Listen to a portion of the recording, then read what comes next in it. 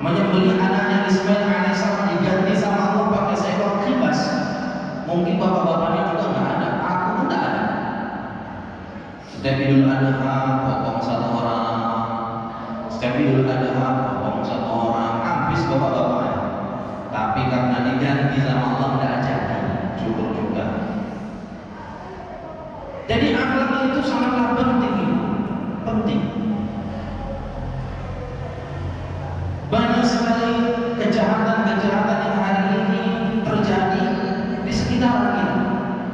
Nggak lain dan nggak bukan itu lemahnya akhlak daripada pemuda kita, lemahnya pengawasan daripada orang tua di rumah masing-masing. Maka hari ini dengan Maulid Nabi Muhammad SAW ini kita berusaha jadikan anak kita anak yang soleh dan soleha. Kalaupun seandainya mau milih menantu, pilihlah, itu hak ibu dan bapak. Tapi tengok kualitasnya, terutama coba dites, sedikit-sedikit dites. Datang anak laki-laki, Assalamualaikum warahmatullahi. Ngapain? Aku mau sama anak bapak. Katanya anak bapak tuh baik, soleha. Aku pengen punya istri kayak gitu. Iya, mau sama anak. Siapa namamu? Namaku Watorik, Pak. Namamu Watorik. Bisa mau baca Quran? Dulu bisa, Pak. Dulu, sekarang yang tahu, nggak tahu. Dites boleh, tes lama. Ya udah baca surah At-Tariq. Baca Quran, Pak. Iya, sesuai nama, Pak. Iya. Baca tadi. A'udzu billahi minasyaitonir rajim. Bismillahirrahmanirrahim. Was-samaa'i wat-thariq wa ma adraka mat-thariq. An-najmu as-saqit in kullu nafsin lamma 'alaiha 'afid. Ulanglah, nanti buka balik.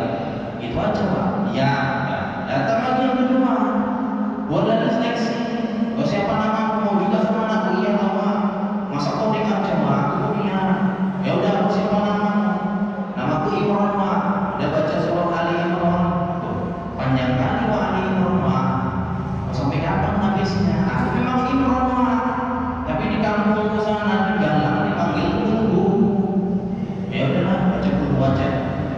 Coba kayak gitu lah. Sobor atau koi gitu. Boleh diseleksi, boleh nggak apa-apa.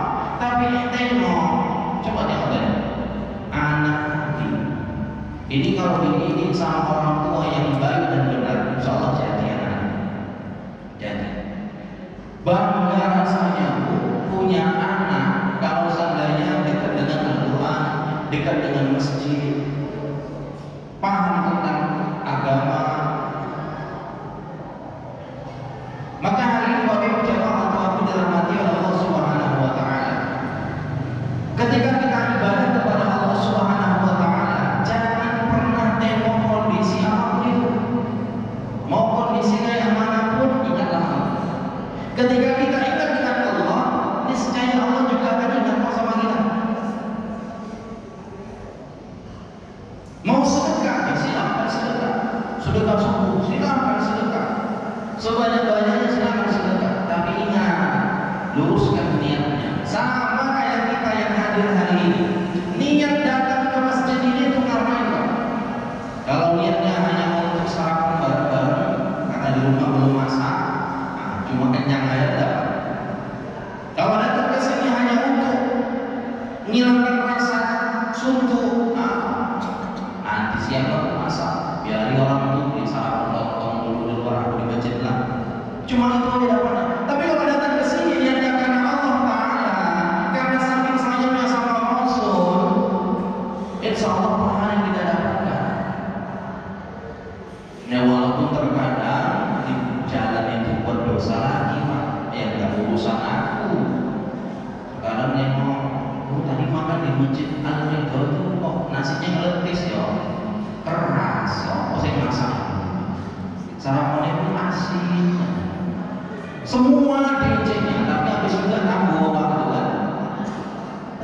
tahajud namanya. Jadi Rasulullah tidak pernah mengajarkan kita kayak gitu kok. Maka pesan Rasulullah hari ini kita berusaha jadi dua. Jadilah yang pertama khairun nas anfa'ul linnas. Jadilah orang yang bermanfaat untuk orang lain. Hadirnya kita di suatu tempat jangan pernah jadi umpatan sama orang. Oh wis datang bapak, hancur lah, rusak suasana. Kalau dia udah datang, apa-apanya nanti diulangi. Tapi jadikanlah umur kita, hadirnya kita jadikan anak yang terbaik untuk masjid ini. Oh kalau nggak ada bapak itu, kayak gini mah, nggak ada yang nyapu masjid, nggak ada yang belum tikar, nggak ada yang belum ambal sajadah. Cuma umat itu masih ada, masih harap ini masjid yang baik-baik yang ditunjukkan. Maka kita hari ini cari cara bagaimana hadirnya kita di tengah-tengah masyarakat jadilah yang bermanfaat. Yang kedua pesan Nabi, khairun nas man tu'amuhu wa hasuna amalu. Orang yang baik itu kalau ada umur dalam badannya ditambah amalnya. Mau duha, ya silahkan duha. Kadang ada mama suka kali jahil mulutnya. Dibilangnya sama kawannya, Mama aku tengok sering kali duha lah. Iya, biar murah mana cek ibu duha. Wah, semalam ngaji wah. Ada yang bilang kalau sholat duha nggak hafal surah Asy-Syams, wasyamsi wadduha, sholatnya nggak sah. Loh, piye ngono? Aku nggak hafal, jadi sholat Islam itu nggak sah. Itulah awakan. Paling banter ya surah wadduha. Wadduha ini 11 ayat. Aku pun hafal cuma wallahi surah langganan. Itu nama hafal dulu nggak baru sholat. Jadi aku nggak bisa sholat ini. Udah hafal dulu. Itu kan orang sama. Orang yang sama. Bukan berarti dia nggak hafal surah Asy-Syams wa duhaha, dia nggak bisa sholat duha. Silakan mau sholat duha. Yang nggak tahu hafal ayatnya, nggak tahu niat bahasa Arabnya, pakai Indonesia boleh. Kenapa demikian? Terbatasnya wawasan agama kita jangan pernah menghalangi ibadah kita. Nggak bisa pakai bahasa Arab ya bahasa Indonesia. Nggak bisa pakai bahasa Indonesia, kotor ngedok bahasa Jawa. Nggak pandai bahasa Jawa ya orang Batak pakai bahasa Mandailing nggak apa-apa. Allah Maha Tahu. Yang penting luruskan niat kita. Hari ini kita mau ngapain? Sholatnya sholat apa? Berapa rakaat? Qada atau adaan? Harus paham. Agar apa? Agar muncullah yang namanya sholat itu sesuai dengan fadilah amal masing-masing. Yang ketiga, Maulid Nabi ini hanya menghimbau kepada kita untuk memperbanyak sholawat kepada Rasulullah. Kalau ada jamaah kita hari ini nggak datang Pak, kita cari mana bapak itu ya, kemana ibu itu ya, kok nggak datang kan?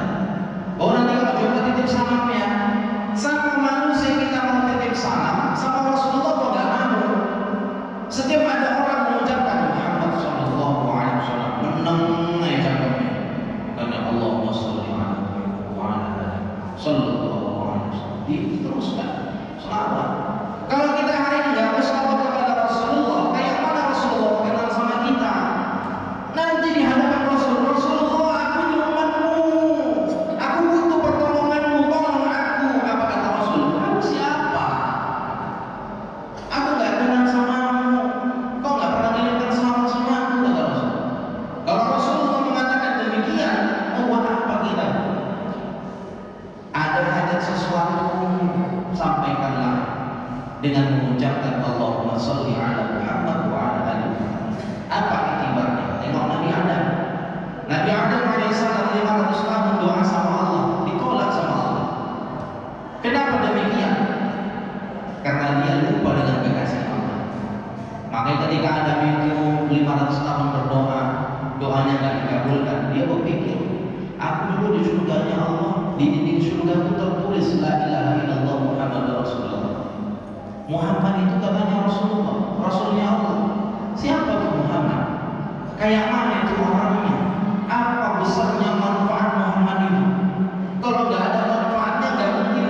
majelis Allah namanya di bumi surga.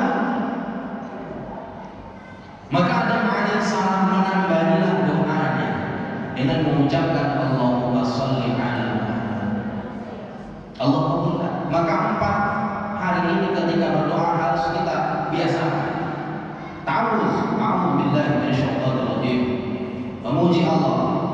Bismillahirrahmanirrahim. Bersyukur kepada Allah. Alhamdulillahirabbil alamin. Shalawat kepada Rasulullah. Wassalatu wassalamu ala asyrofil anbiya'i wal mursalin. 4 ini enggak selesai kerjakan bebas. Mau doa pakai bahasa apa sih? Agar apa? Agar Allah mengabulkan segala hajat kita. Kita hari ini tengok mukanya satu-satu, memang slow, tenang, adem, ayem. Kita nggak tahu masalahnya apa.